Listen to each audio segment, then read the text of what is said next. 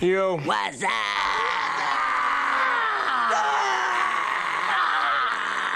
Hello everyone and welcome to Action RPG. I'm your host Aaron, and for today's video we're headed to the world of Tavern Talk. This is a new podcast, episode 2, with guest Rax, where Gazzy and DM, who are the hosts of this podcast, talk all things gaming, really all things action RPGs, and really PoE is the main discussion. But at the end, literally the last 10 minutes of this podcast, what do they talk about? The best, my favorite, Last Epoch. And anytime a group of expert ARPGers start talking Last Epoch, it starts getting sent to me. So this was sent to me a few times, people wanting to know my opinion. So I thought, okay, we can watch it together and help answer any questions. Tavern Talk, Darth, Gazzy, Rax, let's go. And I've just interjected myself and gave myself my own square. Sure. Oh, we got Last Epoch coming in February also. So, I mean, pretty that soon, game, right? That game's great. That game's great. We blasting Last Epoch then. Is that what's going on in February here? That's what I'm hearing. Because January we got, D4 Season 3 and then rose right into Last Epoch. So we got a month of D4. No, D4 Season 3 should be right after it ends, which is end of January. And Last Epoch comes out at the very end of February. So we should have a month of D4 into D4 season ends January 23rd. They have not announced that the new season's going to be January 23rd, but that's what they did the last time. Last Epoch's full 1.0 launch is February 21st. So it'd be D4 season 3, January 23rd, and then a month for Last Epoch, February 21st. Last Epoch into PoE next league, right? Assuming they're finally back on track with 3-month leagues instead of 400 month leagues. So yes, that would be the case. We get launch, which would be so amazing. starting at the end of January, we should be pumping pretty good here. Yeah, we're going to have some content to make. Another thing that's fun as well, having Rax on this podcast, is the fact that when it comes to Last Epoch, there are 2 new Mastery Ascendancy classes being revealed. One of which will be showcased early access, well, not early access, well, I guess there will be a first reveal on Maxwell's websites for the Falconeer. And I have a contract and I make my guides not at Maxwell, but at Icy Veins. And we are going to be showcasing the Warlock. So those 2 things are going to be happening leading into the February launch for Last Epoch. So that's pretty cool.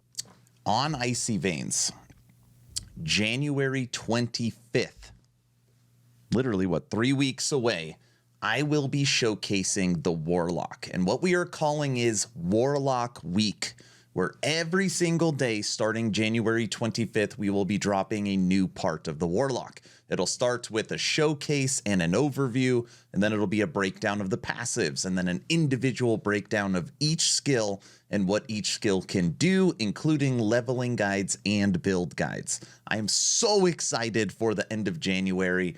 I've been talking a lot with EHG, and it's going to be very, very cool. I'm already prepping and recording for it. Warlock Week, January 25th.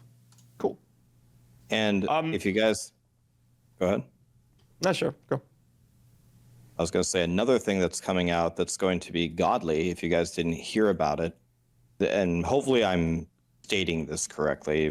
Gazzy, maybe you know a little bit better than me or something, but in Last Epoch, they have a very interesting idea for trade in the game, which Factions. I find to be pretty damn cool, which they're launching, I think, with the launch of the game. And you can essentially spec into how you want to play the game. So you will either spec into SSF or you will spec into trading.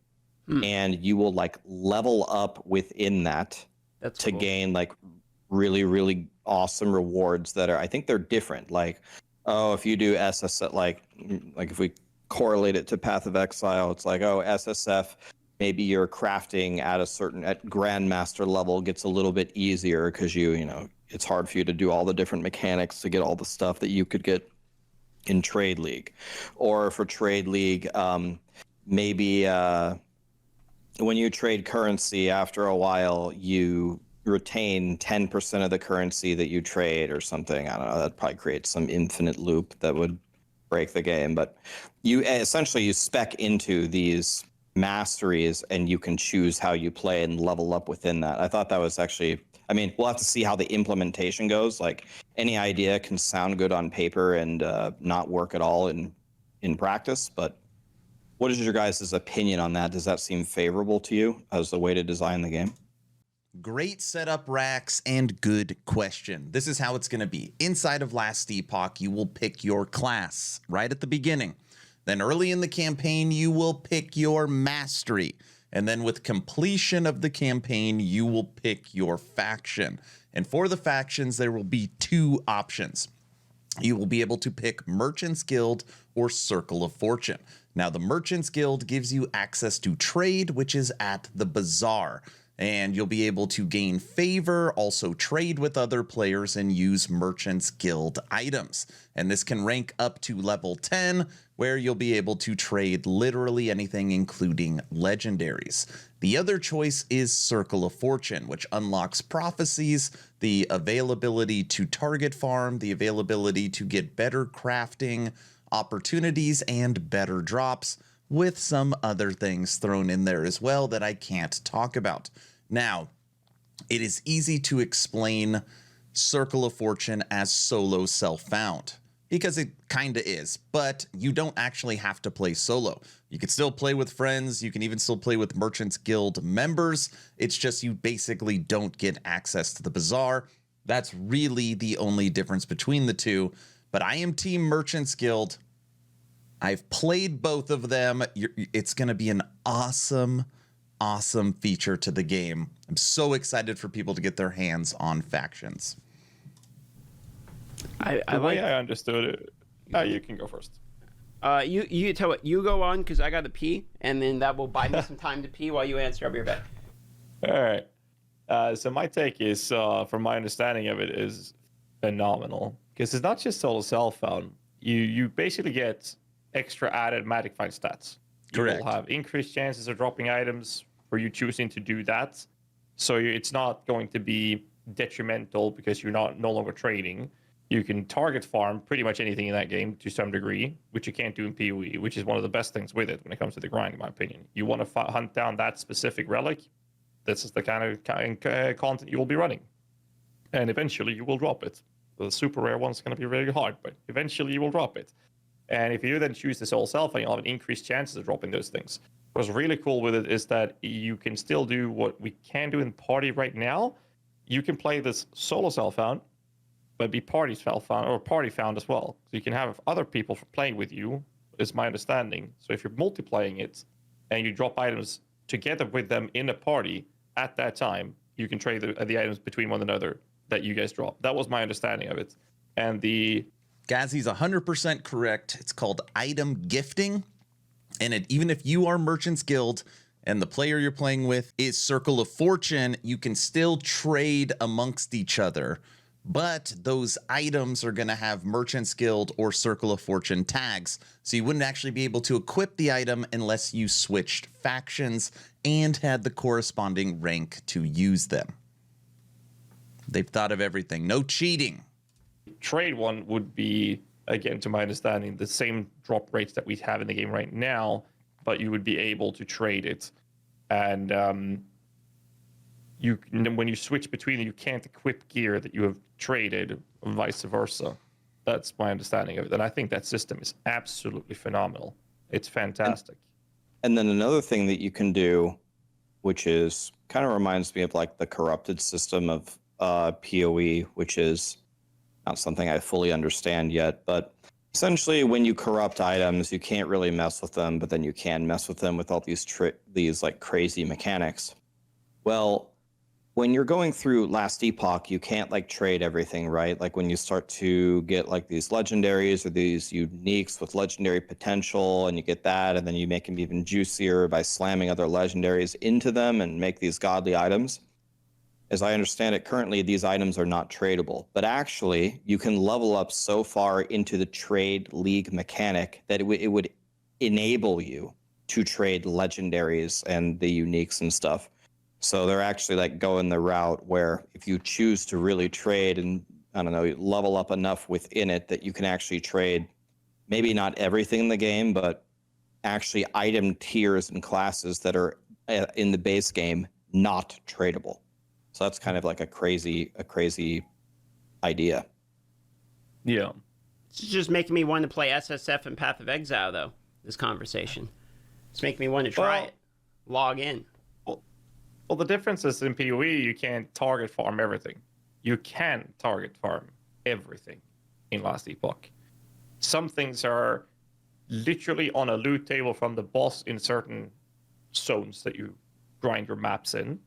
And some are found, or not deterministically, but you have a higher probability by finding nodes that are exclusive for different zones. For example, one zone has a node in the web, a map, if you will, that has a chance for you to drop either a unique or a set item of a specific item slot. So if you're looking for a very specific unique item or a set item, you will farm that area.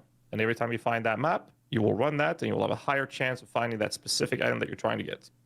If you want to get, say, the Covenant in PoE, how do you farm that? Well, you're going to have to chance orb Spider Silk Robes. That's what you do. There are some div cards for some of these items that you can farm in some areas, but not for everything. There's quite a few items that are build enabling in PoE that you're unable to directly target farm, which is detrimental for the idea of Soul Self-Found for those specific builds, right? But in Last Epoch, that's very different. Anything you want to get, you can farm for, and you will eventually drop it. Correct.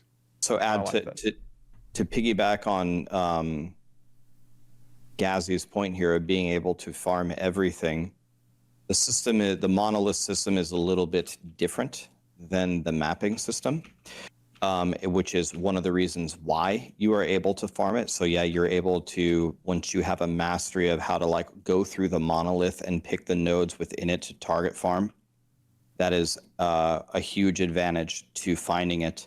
But another thing that I love about how they have set up the monoliths is, so there are, it's kind of hard to explain, but there's essentially you go down different paths to find these items. And so if you're like, let's say you're going down the dragon path and you're like really juicing the dragon path because you got to find your sword for your build. Chasing the and dragon, you're spending perhaps. Yes. You're chasing after him, and then you finally you spend all of your time there, and you actually level up that path. So it's kind of like leveling up in maps, but instead of like going 1 to T16, there's like 8 paths, and you're leveling up the dragon path currently to find your sword because you actually absolutely have to have it to play your build. The cool thing that they've done is they've given like a catch-up mechanic where I don't know what it's called. What's called corruption? Is that what it's called? Yeah. Where you build. Okay, so you build corruption within a monolith, which gives you better and better loot. They already built in a catch-up mechanic where when you go to farm your second thing, you're going to go fight the eagle path now to find your shield. You can level up the eagle path to the level of the dragon path much quicker than you had freshly started. So not only are you target farming your specific thing in the dragon path, you are also pseudo leveling up every other path, which will make it easier to get to the end game of the other ones, which I think is, again, another brilliant decision by them that they've already thought of this. And more monolith changes are coming for launch. And that'll all be in February when Last Epoch launches. It's really like March. It's like the last day of February, right? Yeah, literally. Yeah, I think it's the last day. Yeah. On that, February 21st. February 21st. So you still got, what, 9, 10 days? How many days there are in... No, 7 days. February is a short month.